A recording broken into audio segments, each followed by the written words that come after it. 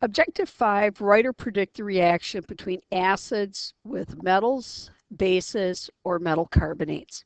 And they're all a replacement reaction of some type. The first one, when you have metal with an acid, you end up with salt and hydrogen. And so this is just a single replacement reaction since you're starting with aluminum by itself and you're combining it with hydrochloric acid. I'm going to end up with, let me just insert my arrow here. I'm going to end up with the aluminum bumping off the hydrogen since they both form positive cations, and that would have to be AlCl3, and it will form hydrogen gas, or H2.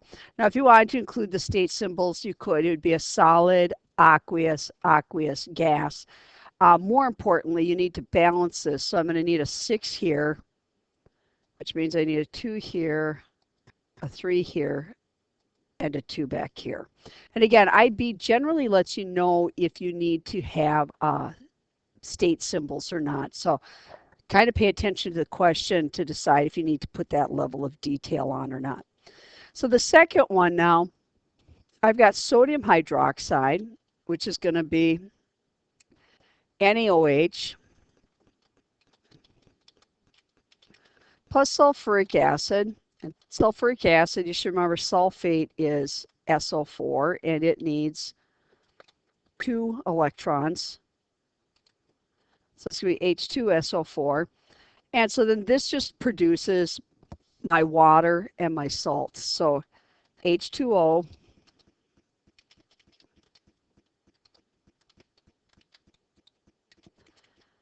plus the salt is going to be Na, and I'm going to need 2 of those since SO4 takes 2 electrons. And so balancing this, I will need a 2 here, and I will need a 2 here as well. And then the last one, you can think of this, if you want to think of it with an M in front, macaws or just cause, you've got sodium carbonate. And this is going to be a double replacement reaction similar to the one above, except it's going to also have some decomposition going on. So I've got my metal carbonate, NaCO3, so I'm going to need 2 Na, Na2CO3, hydrochloric acid, just HCl, and then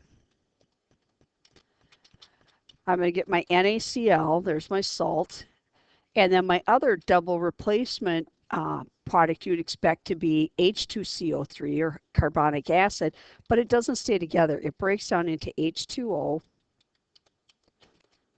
and CO2. And again, it's just a matter of spending enough time working practice problems so that you recognize these various equations. These are common reactions that acids have.